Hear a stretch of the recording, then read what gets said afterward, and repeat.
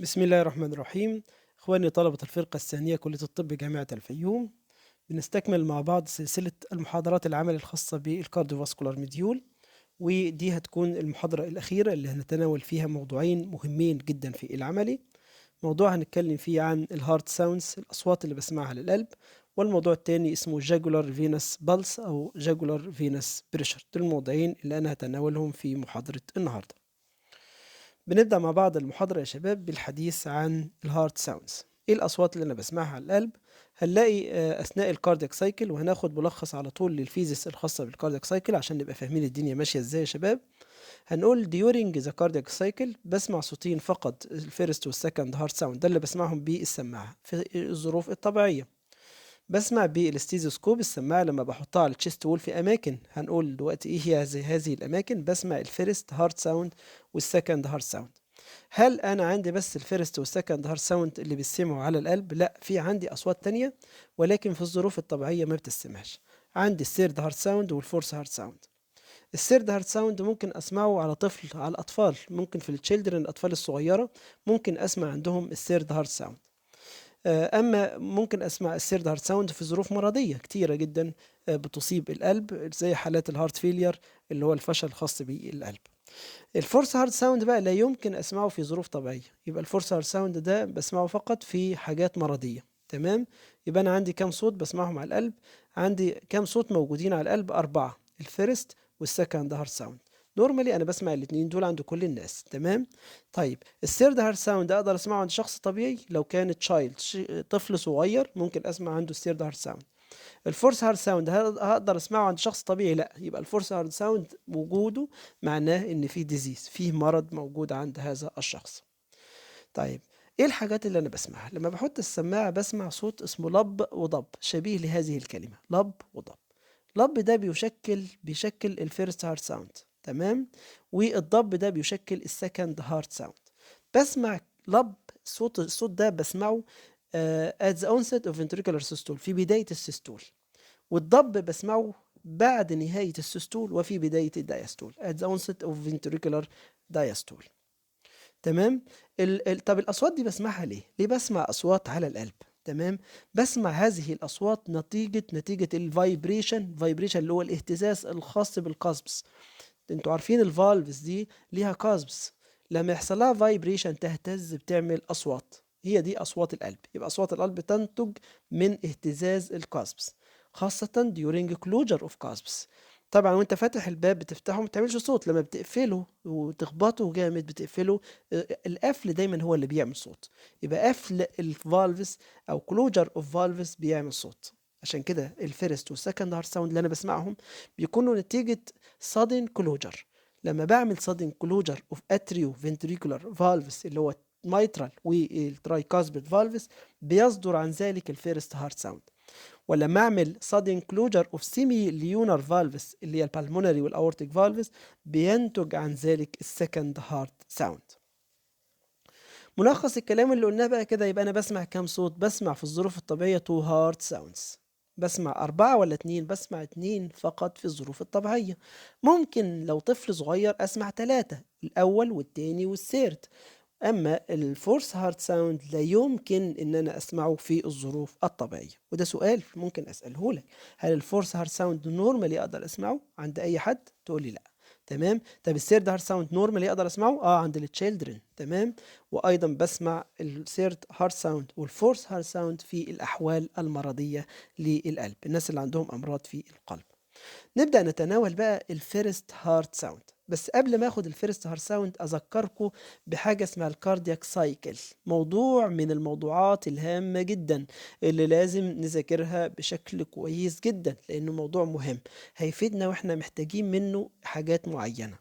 الكاردياك سايكل دي عبارة عن السايكل اللي بتحصل في المرة الواحدة، اللي هي 8 من 10 من الثانية. دي سايكل بتمر بفيزز 8. طبعا مش هناخد تفاصيل الكلام ده، مهم ان انا اعرف عندي حاجة اسمها سيستول وحاجة اسمها دايستول. عندي 8 فيزز. الفيز 2 و3 و4 ده بتشكل السيستول، ده السيستول. تمام. والفيزز الباقية بتشكل الدايستول، والدايستول بيشكل 5 فيزز من الثمانية، والسيستول بيشكل 3 فيزز. طب ايه هي الفيزز؟ طبعا انتوا حافظينها زي اسمكم. عندنا اول فيز اسمها الاتريال سيستول. اول فيز اسمها ايه؟ اسمها الاتريال سيستول. يبقى اول فيز دي اسمها ايه؟ الاتريال سيستول.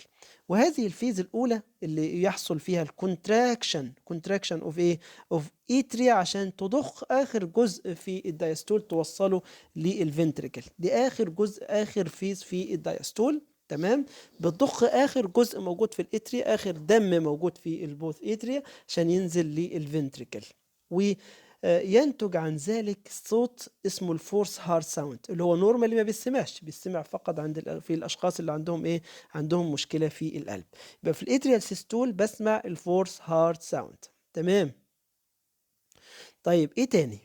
عندنا بعد كده ايزو فولومتريك كونتراكشن فيز. في هذه الفيز التو كاسبس الترايكاسبت فالف بيقفل. تمام.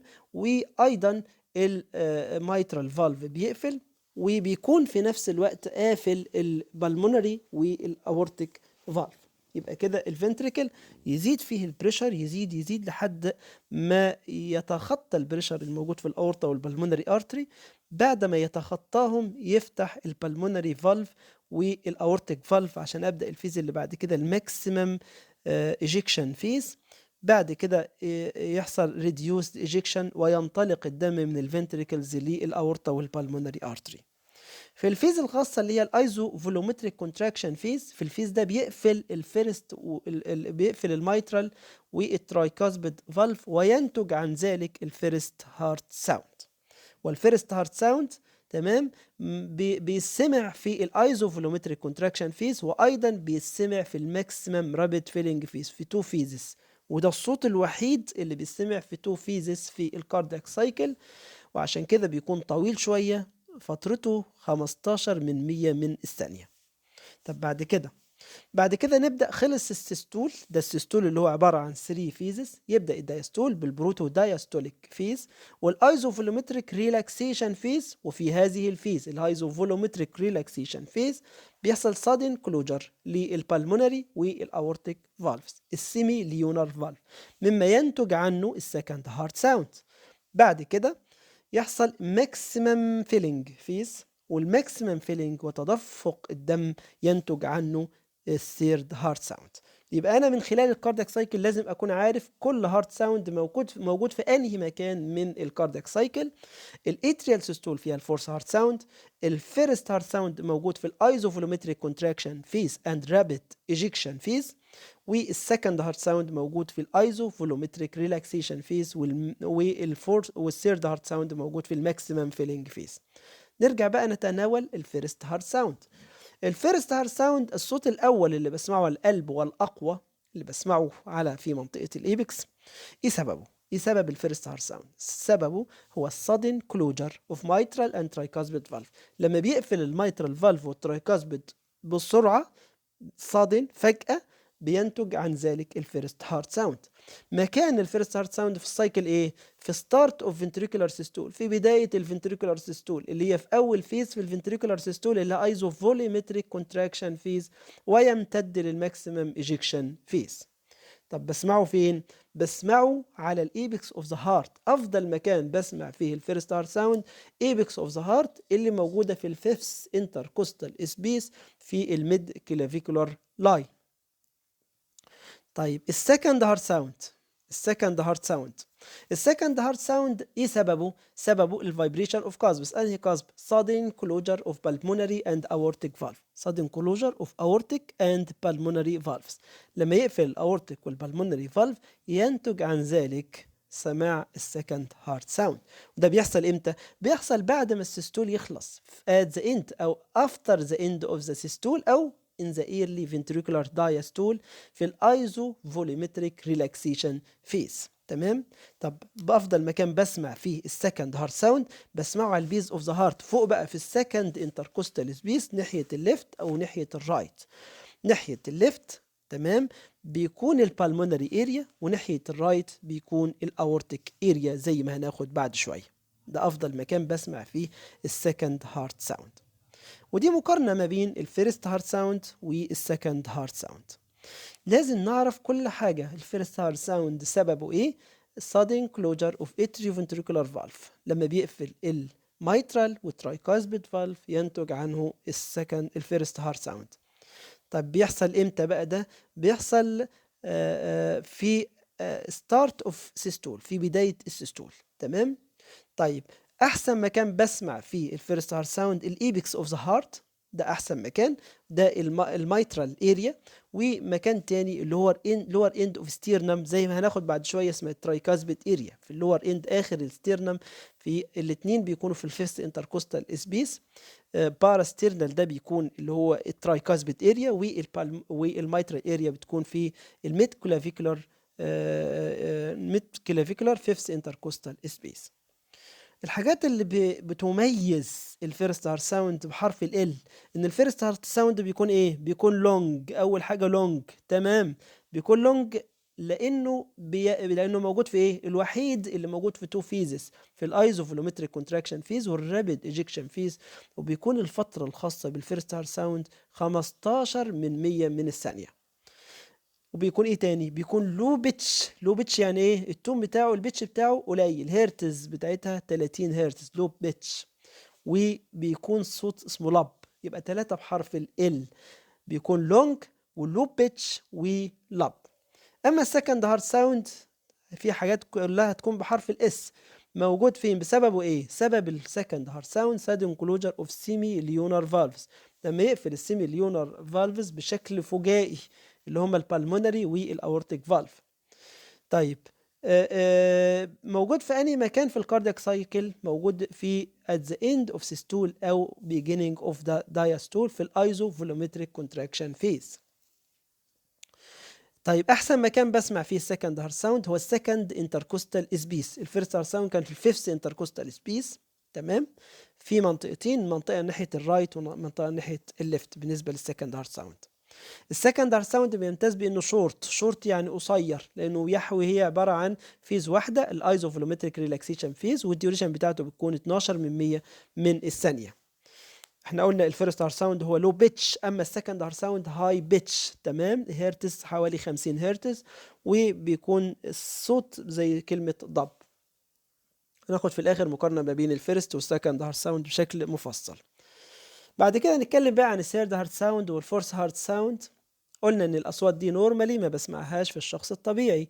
عنده الصوت الثالث اللي هو الثيرد هارت ساوند والفورث هارت ساوند، دول ما بسمعهمش في الشخص الطبيعي.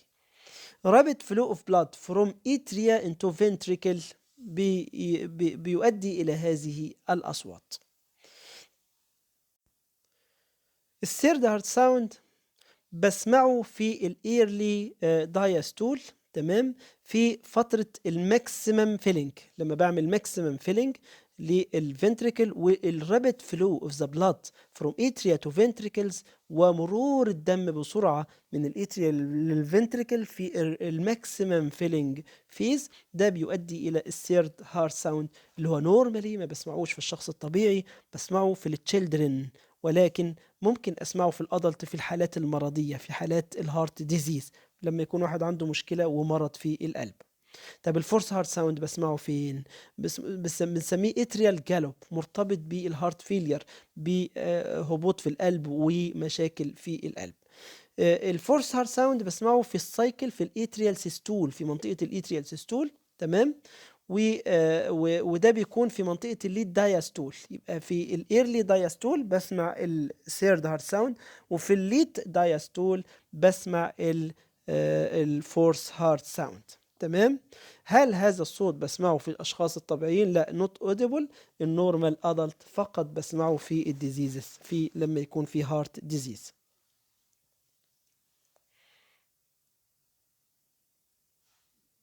دي رسمة بتوضح المكان اللي بسمع فيه كل هارت ساوند.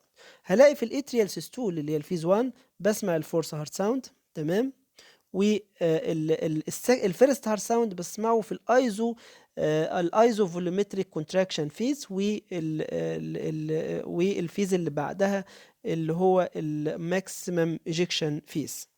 طيب السكند هارت ساوند بسمعه في الايزوفولومتريك ريلاكسيشن فيز، والثيرد هارت ساوند بسمعه في الماكسيمم فيلينج فيز. يبقى during each cardiac cycle بسمع فقط two heart sounds، الفيرست heart sound والسكند heart sound، وإن هذه الأصوات اللي أنا بسمعها بيكون نتيجة الفايبريشن الخاصة بالقصبس وقفلة القصبس، سواء كان الاتريوفنتريكولار فالفس لما بتقفل بسمع الفيرست هارت ساوند، والسيميليونر فالفس بسمعه لما بقفل السيميليونر فالفس بسمع السكند هارت ساوند. اما الثيرد هارت ساوند بيكون ناتج من الرابid فلو اوف بلاد في مرحله الماكسيمم فيلينج فيز، والفورث هارت ساوند بيكون في مرحله الاتريال سيستول. بسمع الفورث هارت ساوند، وده الصوت الثالث والرابع دول ما بسمعهمش في النورمال كونديشن، فقط بسمع الثيرد في التشيلدرن. طيب عايزين بقى نتعرف، وممكن في الامتحان نجيب لك شكل الاستيزوسكوب كرسمة، اقول لك ايدنتيفاي واجيب لك اسئلة عليها، ولازم تكون عارف البيانات اللي موجودة عليها. تمام. عندنا الاستيزوسكوب اللي هي السماعة اللي بستخدمها في سماع اصوات القلب، عبارة عن تشيست بيز، دي المنطقة اللي بحطها على التشيست واللي فيها البل والديافراغم. تمام. منطقة الكون ومنطقة الدايفراجم. وعندنا الرابر تيوبس، ده التيوبز اللي متوصلة بالسماعة، والاير بيسز اللي دايما وانا بحط السماعة في وداني دايما احطها لبره عشان خاطر تبقى ماشية مع الدايركشن اوف اكسترنال اوديتوري ميتس، ولازم ده نكون عارفينها وبنحاسبك عليها. لو كان الامتحان شفوي وبنقول لك شو حط السماعة في ودانك هتحطها بالشكل السليم ولا لا. شكل الاستيزوسكوب دي منطقة الدايفراجم والكون، وده عبارة عن الوضعية اللي موجودة بتكون لبره شوية عشان تاخد نفس الاتجاه الخاص بالاكسترنال اوديتوري ميتس. يعني ممكن اجيب لك في الامتحان رسمة زي دي كده واقول لك ايدنتيفاي، بعد كده اقول لي اليوزز الخاصة بالاستيزوسكوب. تمام. ممكن اسالك بقى سؤال، مثلا اقول لك الفيرست هارت ساوند بيكون في انهي جزء في الكاردياك سايكل، السكند هارت ساوند بيكون في انهي جزء، ايه سبب الفيرست هارت ساوند، ايه سبب السكند هارت ساوند، وهكذا، واسئله في خلال المعلومات اللي احنا بنقولها لكم. النقطة بقى اللي مهم لازم نكون عارفينها، احنا هنحط السماعة فين، الاسكولتاتري ارياز الخاصة بالهارت ساوندز. الاسكولتاتري ارياز عبارة عن 4 أماكن، كل كومبوننت خاص. احنا عندنا الفيرست والسكند هارت ساوند ده اللي هسمعهم، والفيرست هارت ساوند عبارة عن 2 كومبوننت، عبارة عن كلوجر اوف مايترال اند ترايكاسبيد فالف، يعني لما بيقفل المايترال والترايكاسبيد بسمع الفيرست هارت ساوند. احسن مكان اسمع فيه منطقة قفلة الميترال لما يقفل الميترال فالف مكان معين، والترايكاسبيد ليه مكان معين احسن مكان اسمعه فيه.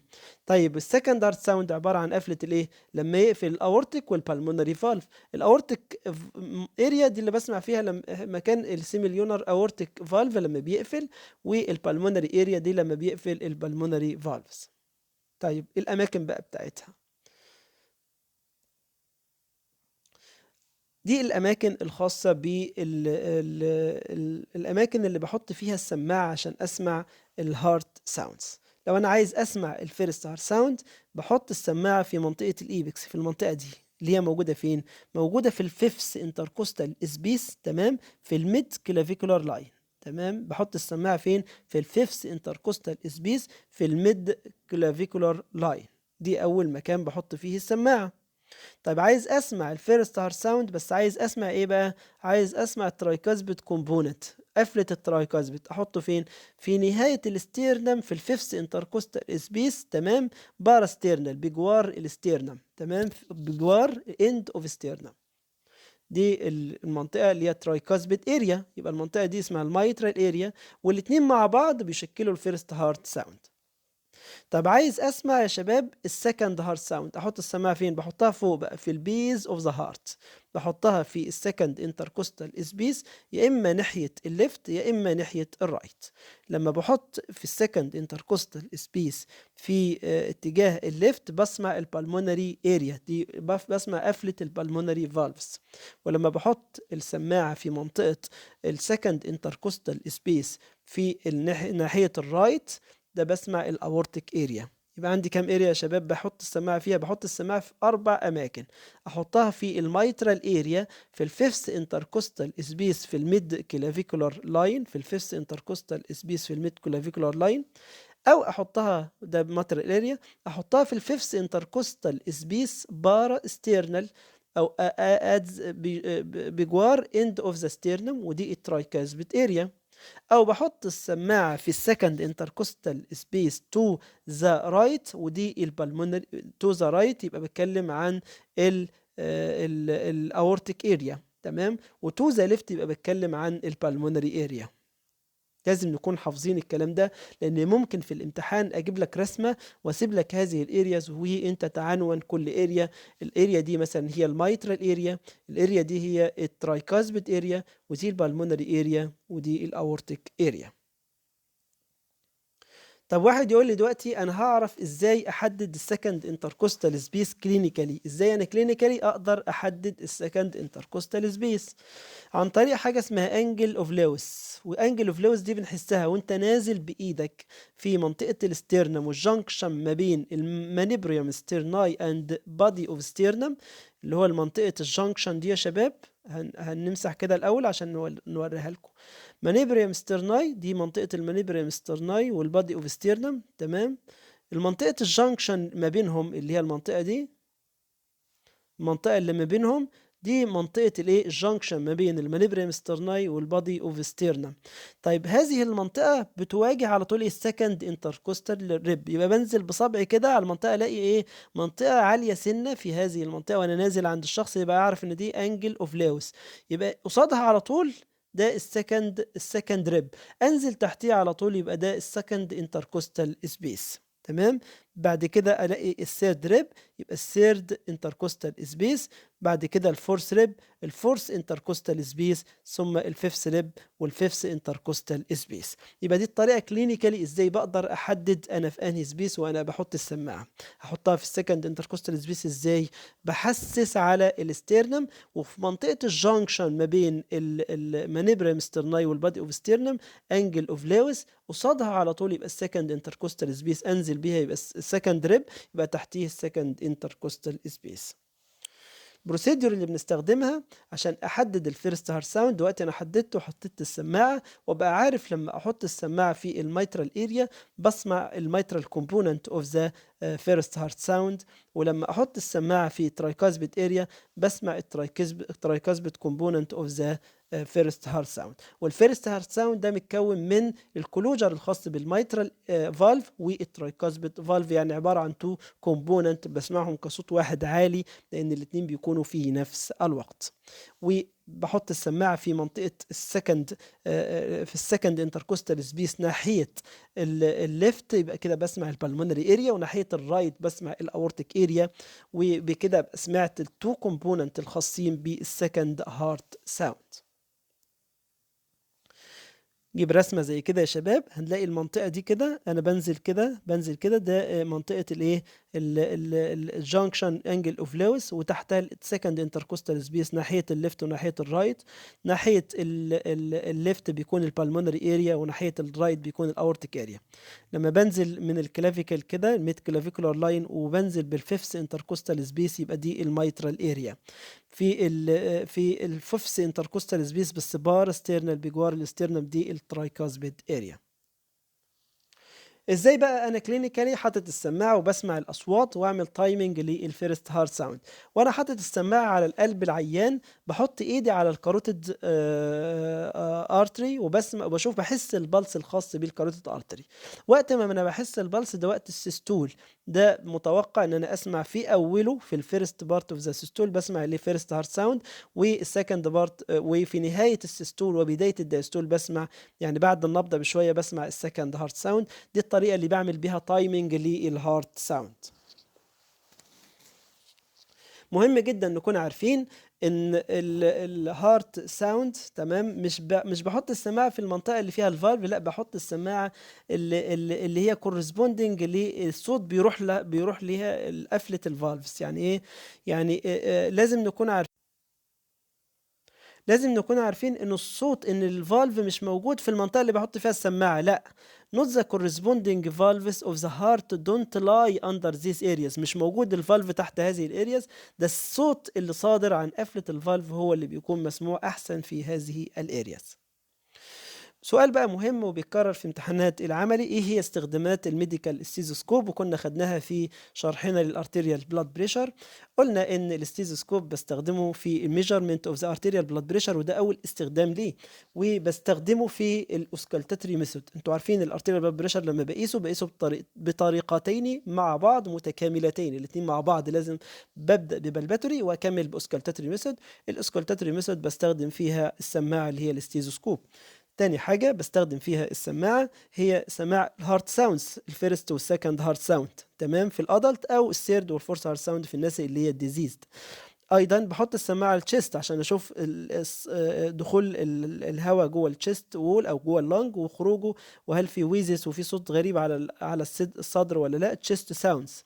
ايضا بحطه في الابدومين عشان اسمع الانتستينال ساوندز، يعني مثلا واحد عمل عمليه عشان اطمن ان الانتستينال ساوندز شغاله كويس وان مفيش اي اوبستراكشن، بحط السماعه عشان اسمع الانتستينال ساوندز، الاصوات الموجوده في ايضا ممكن استخدم السماعه في سماع الفيتال هارت ساوندز، اسمع الفيتال هارت ساوندز، صوت القلب الخاص بالجنين، ممكن اسمعه بالستيزوسكوب. يعني في نهاية الهارت ساوندز بحب نعمل مقارنة كاملة لكل الحاجات الخاصة بالفيرست هارت ساوند والسكند هارت ساوند، ودي موجودة عندكم في الكتاب ولازم تكونوا عارفينها لأن هيجي منها أسئلة. مقارنة ما بين الفيرست هارت ساوند والسكند هارت ساوند. بنقول إن الفيرست هارت ساوند ده عبارة إيه السبب بتاعه؟ sudden closure of atrioventricular valve الميترال والترايكاسبيد valve. السكند هارت ساوند كان سببه sudden closure of semi-lunar valves البلمونري والاورتيك فالف. تاني حاجة site of best hearing، أفضل مكان بسمع فيه الفيرست هارت ساوند في الليفت انتركوستال سبيس ميد كلافيكولار لاين دي الميترال اريا، أو في اللور ستيرنم دي الترايكاسبيد اريا. أما السكند هارت ساوند بسمعه في الرايت سكند انتركوستال سبيس، والرايت ده هو الاورتيك اريا، والليفت سكند انتركوستال سبيس ده البلمونري اريا. الريليشن تو كاردياك سايكل، الفيرست هارت ساوند في تو فيزز خاصين بالكاردياك سايكل موجود فيهم الفيرست هارت ساوند، الايزوفولومتريك كونتراكشن فيز والرابيد ايجيكشن فيز. اما السكند هارت ساوند بيكون في وان فيز الايزوفولومتريك ريلاكسيشن فيز. الكاركترز الخاصة بهذا الصوت ده بيكون ايه؟ الكاركتر بتاعه بيكون لو بيتش، بيكون من 25 ل 45 هرتز، اما السكند هارت ساوند بيكون هاي بيتش، بيكون 50 هرتز. وهنحفظها ازاي؟ ان الفيرست بيكون 3 ال، بيكون لو ولاب، وبيكون لونج الديوريشن بتاعته 15 من 100 من الثانية، تمام. اللاودنس الخاص بالفيرست هارت ساوند بيكون اقوى مور، تمام، وبيكون التايمنج بتاعنا في 2 فيزز اوف كاردياك سايكل، اما السكند هارت ساوند في 1 فيز. دي رسمه بتبين لنا البوزيشنز الخاصه بالهارت. لو شاورنا لكم مثلا عاديه يا شباب تقولوا دي انهي اريا؟ دي الميترال اريا الخاصه بسماع الفيرست هارت ساوند. طب دي tricuspid area of the first heart sound. طب دي يا شباب اللي هي second intercostal space to the left دي البالمونري اريا، وتو ذا رايت هي الاورتيك اريا. ده كده الموضوع الأول اللي تناولناه. هنتناول بقى موضوع تاني اسمه الجاكولار فينس بريشر، موضوع الجاكولار فينس بريشر أو الجاكولار فينس بالس.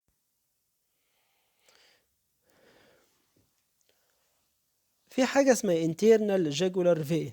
الانترنال jugular vein ده عبارة عن فين كونكتد للإتريا بشكل بدون وجود أي فالف ما بينه وبين الإتريا، فبيرفلكت البريشر بالظبط الموجود في الاتريا.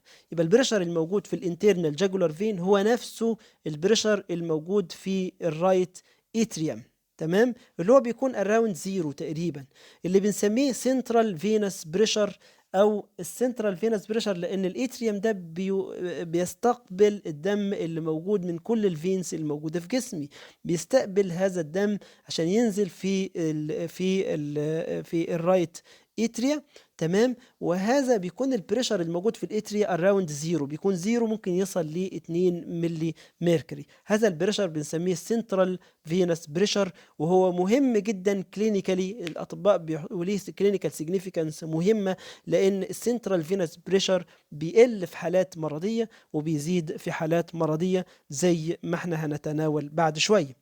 طيب البريشر الموجود في الرايت اتريا واللي هو اللي موجود في الانترنال جاكولار فين بيرفلكت اللي هو البريشر الموجود في الانترنال جاجولار فين بيرفلكت اول اتريال بريشر تشينجز، يعني اي تغير في البريشر الموجود في الاتريا بيرفلكتد في الانترنال جاجولار فين. عشان كده لو عرفنا البريشر الموجود في الانترنال جاجولار فين كاننا بالظبط عرفنا البريشر الموجود في الرايت اتريوم او في الاتريا. تمام.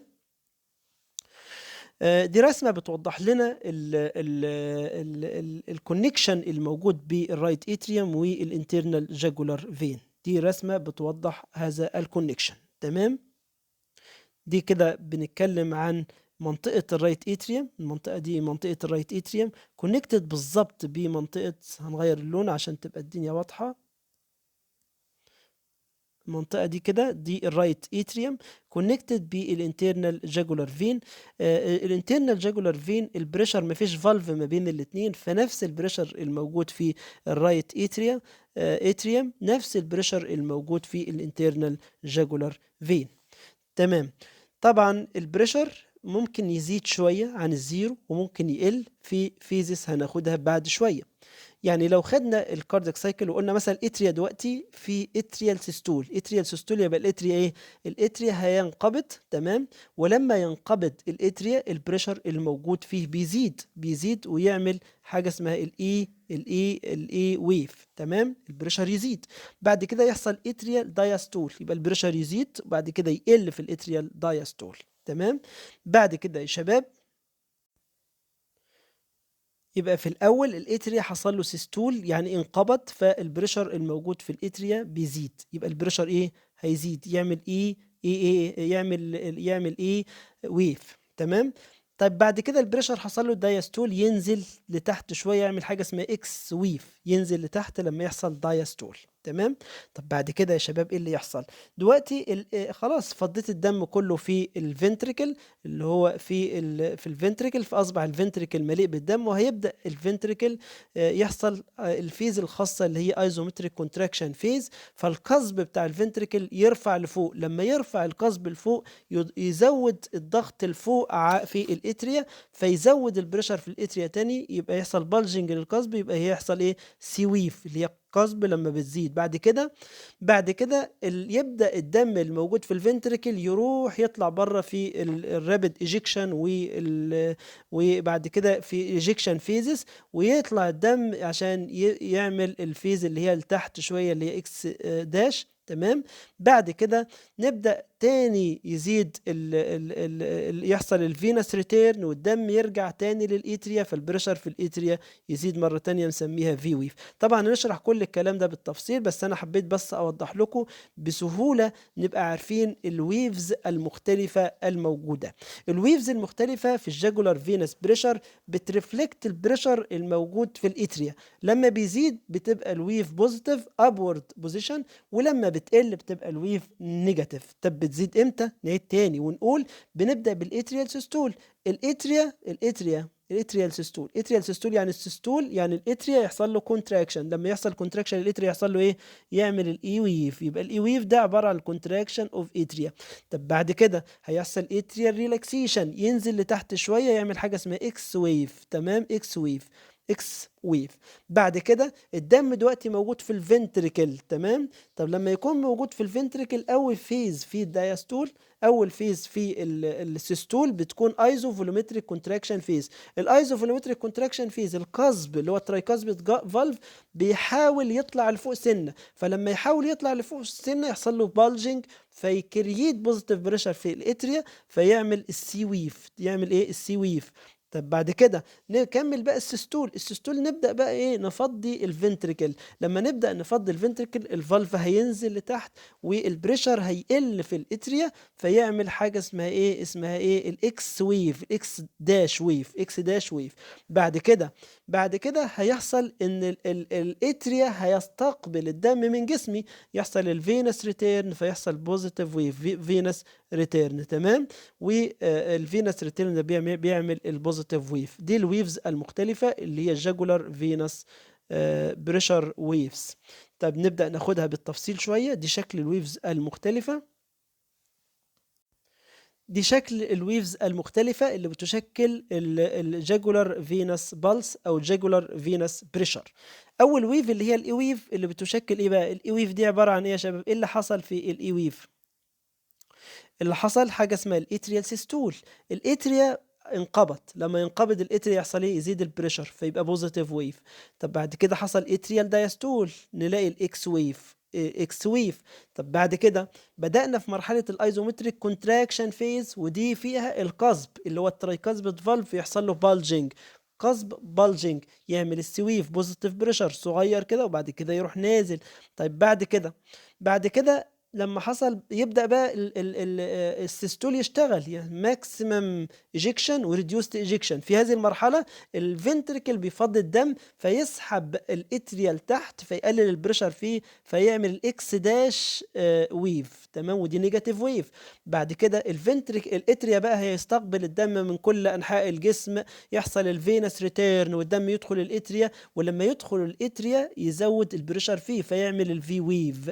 طب بعد ما دخل الاتريا هيبدأ يفضي، فحاجه اسمها ايه؟ ماكسيمم فيلنج فيز وريديوسد فيلنج فيز، يبدأ يفضي الدم بتاعه في الفنتريكل بالمراحل الثلاثه. الماكسيمم فيلنج، في مرحله الماكسيمم فيلنج البريشر يبدأ يقل ويعمل الواي ويف.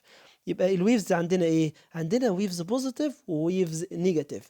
الويفز البوزيتيف هتكون هي عباره عن ايه؟ الويفز البوزيتيف زي الاي ويف اللي هي الاتريال سيستول، او ايه تاني؟ او السي ويف اللي هي السي جايه من قصب اللي بتسبب القصب بالجنج، او الفي ويف دي جايه من ايه؟ الفينس ريتيرن. يبقى 3 ويفز بيكونوا بوزيتيف، اي وسي وفي، ومش هتنسوهم لان بكلمه اسف، تمام، اسف، اي سي في. اي اتريال سيستول، سي قصب بالجنج، وفي فينس ريتيرن. طب النيجاتيف ويفز هي ايه بقى؟ النيجاتيف ويفز هي ايه؟ 3 بس فيهم 2، يعني ايه؟ واحده بتكون لحظيه اللي هي الاكس دي لما بيحصل اتريال دايستول، الاكس داش دي بتحصل في مرحله الماكسيمم، بتحصل في مرحله الماكسيمم ايجيكشن، تمام، والريديوست ايجيكشن فيز. وبعد كده الواي ويف دي بتحصل لما الاتريا يفضي في مرحله الماكسيمم فيلنج، لما الاتريا يبدا يفضي فالضغط فيه بيقل. يبقى عندنا تو الجاجولار فينس بالس او الجاجولار فينس بريشر، فيه ويفز بوزيتيف وويفز نيجاتيف. الويفز البوزيتيف اللي هي الابورد ديفليكشن، مهم نبقى عارفين كل واحده وسببها ايه. الويف ايه اللي هي سببها ايه سببها الاتريال ايه؟ اتريال سيستول، تمام. ويف سي من اسمها سي، قصب بالجنج، تمام، بالجنج اوف ذا قصب، تمام. الويف سي بتنتج من القصب لما بيحصل بالجنج اوف ذا ترايكاسبيد فالف، بالجنج اوف ترايكاسبيد فالف في مرحله الايزو فوليمتريك كونتراكشن فيز، تمام. طيب الفي بقى اللي هي بتاع الفينس ريتيرن بتكون امتى؟ في اثناء الفينس ريتيرن. يبقى الاي ويف في الاتريال سيستول، السي قصب بالجنج اوف ترايكاسبيد فالف، تمام، دي سبب الفي ويف فينس ريتيرن. طيب الويفز اللي بعد كده داونورد ديفليكشن، الاكس ويف اول اكس بتكون نيجاتيف ديفليكشن لان بيحصل اتريال دايستول، والاكس الثانيه الاكس داش بتكون داونورد بول اوف اتريو فنتريكولار رينج اثناء مرحله الفنتريكولار كونتراكشن، اثناء مراحل في الكاردياك سايكل اللي هي الماكسيمم ايجيكشن والريديوسد ايجيكشن. والواي دي لما الاتريا يفضي الحاجات اللي جواه في مرحله الماكسيمم فيلينج، تمام، بيظهر الواي ويف. طيب ممكن نراجع الرسمة تاني مع بعض، تمام. دي رسمة الفينس جاجولار فينس بالس او جاجولار فينس بريشر اللي هي في اي ويف، تمام، بعد كده اكس، بعد كده سي، بعد كده في ويف، بعد كده واي. البوزيتيف ويفز كانت عبارة عن الاي ويف اللي بتشكل اتريال سيستول، السي ويف ترايكاسبيد بالجنج اوف ترايكاسبيد فالف، وفي ويف الفينس ريتيرن. النيجاتيف ويفز النيجاتيف ويفز عندنا هتكون ايه؟ هتكون الاكس الاولى دي اللي هي ريلاكسي اللي هو الاتريال دايستول، والاكس الثانيه بتحصل نتيجه الكونتراكشن الفنتريكولار كونتراكشن والماكسيمم ايجكشن والريديوسد ايجكشن، والواي هيحصل لما الدم اللي موجود في الاتريا يفضي في مرحله الماكسيمم فيلينج والريديوسد فيلينج. تمام. طب واحد بقى يقول لي ايه السيجنيفيكانس الخاصه بالجاجولار فينس بالس؟ ليه انا بدرسها ليكو، وليه ايه الكلينيكال سيجنيفيكانس الخاصه بيها؟ مهم جدا ان احنا نكون عارفين نعمل اكزامينيشن للنيك فينز. وانت بتاخد مثلا دكتور البطن او دكتور الاطفال لازم يعمل اكزامينيشن للنيك فينز، لان البلس الخاص بالجاجولار فينس بالس بيرفلكت ديزيزز معينه. تمام. هنلاقي في حالات لما يكون عندك مرض اسمه ترايكاسبيد ريجارجيتيشن، يعني الترايكاسب بتاعك يكون بيرجع الدم تاني للإيتريا، هيكون عندنا حاجة اسمها جاينت سي ويف. السي ويف دي كان سببها ايه؟ ترايكاسبيد بالجنج اوف ترايكاسبيد فالف، بالجنج بس. نتيجة البالجنج ظهرت السي ويف. تخيل بقى ان الترايكاسبيد اساسا فيه ارتجاع، يعني الدم مش بيبالج بس، البلس ده بيرجع دم اثناء البالجنج، الدم بيرجع تاني في الاتريا. فالناس اللي عندهم ترايكاسبيد ريجارجيتيشن بيكون عندهم جاينت سي ويف. طب ايه تاني؟ مرض اسمه ترايكاسبيد ستينوزس. الناس اللي عندهم ترايكاسبيد ستينوزس الاي ويف امبليتيود از ماتش انكريزد. ترايكاسبيد ستينوزس يعني الاتريا وهو بينقبض عشان ينزل الدم البريشر بيزيد فيه عالي، لانه بيعمل بريشر مكان ستينوزد، مكان ضيق، فبيضغط ضغطة شديدة عشان ينزل الدم من الاتريا للفنتريكل عبر الترايكاسبيد اللي هو ضيق. فعشان كده بيكون عندهم الاي ويف الامبليتيود الخاص بيها بيكون عالي في حالة الترايكاسبيد ستينوزس. طب مرض خدتوه في الاي سي جي اسمه اتريال فايبريليشن. الاتريا اساسا عبارة عن فايبرلز وما بيحصلوش اي كونتراكشن، يبقى الاي ويف هتكون موجودة. لا، الناس اللي عندهم اتريال فايبريليشن بيكون الاي ويف ابسنت. يبقى احنا عندنا 3 امراض عليكم، وطبعا في سيجنيفيكانس كتيره مش عليكم. هنقول انه الترايكاسبيد ريجارجيتيشن بيكون عندهم جاينت سي ويف، والترايكاسبيد ستينوزس بيكون عندهم الاي ويف الامبليتيود بتاعها بيكون زياده، وفي الاتريال فايبريليشن الاي ويف بتكون ابسنت. طب ممكن نسأل في الامتحان ازاي؟ ممكن في الامتحان يجيب لك رسمة زي دي ويقول لك أسئلة عليها. دي رسمة الجاجولار فينس بالس اللي بتعبر عن الجاجولار فينس بريشر، واقول لك قول لي بقى اسباب الاي ويف، هتقول لي اتريال سيستول. لو قلت لك قول لي اسباب السي ويف، هتقول لي هي بالجنج اوف ترايكاسبيد فالف. تمام. قول لي سبب الفي ويف، الفينس ريتيرن. ممكن اسالك عن الحاجات النيجاتيف. ايه سبب الاكس ويف دي؟ الاكس ويف اللي هي الاكس داش دي ايه سببها؟ هتقول ايه بقى؟ هتقول ان بيحصل contraction of ventricle، وبيحصل السيستول ماكسيمم ايجكشن وريديوسد ايجكشن، فيسحب يسحب الترايكاسبيد فالف لتحت فيقل البريشر ويعمل لي الاكس ويف. الواي ويف دي هيكون سببها ايه؟ سببها ان الاتريا هيبدأ يفضي الدم اللي فيه في مراحل الماكسيمم فيلينج والريديوسد فيلينج، فالبريشر بيقل فيه. ايه الاسئله اللي ممكن نسالها؟ وات از ذا نيم اوف ذا كيرف؟ الكيرف اللي قدامنا ده اسمه ايه؟ جاجولار فينس بريشر او جاجولار فينس بالس. تمام. طيب السؤال اللي بعد كده what are the causes of the waves E و X و V و Y؟ ممكن اقول لك define EC interval. ال EC interval دي بتعبر عن ايه؟ what is its value and clinical significance؟ إجابة الأسئلة دي الإي ويف بتعبر عن الاتريال سيستول، والسي ويف قصب بلج ترايكاسبيد فالف بلج، والفي ويف فينس ريتيرن، والإكس ويف الاتريال دايستول، والواي ويف اوبننج اوف اتريوفنتريكولار فالف وحدوث الرابيد ايجيكشن وريديوسد ايجيكشن. والاي في بقى انترفال، المسافه من الاي والفي بتعبر عن البي ار انترفال. تمام. اللي بتزيد في حالات الهارت بلوك، وطبعا يعني انتوا عارفين البي ار انترفال بتزيد في حالات الهارت بلوك من الاي سي جي. بيقابل البي ار انترفال في الاي سي جي الاي في انترفال، هي المسافه ما بين الاي والفي. تمام. بي ار انترفال.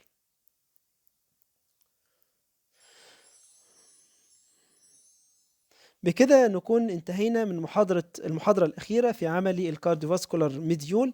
نتمنى نكون بسطنا المعلومات، ونتمنى لكم التوفيق بإذن الله. ولازم في امتحان العملي كلنا يعني لا نرضى إلا إن احنا نجيب الدرجات النهائية في امتحان العملي. بالتوفيق إن شاء الله، والسلام عليكم ورحمة الله وبركاته.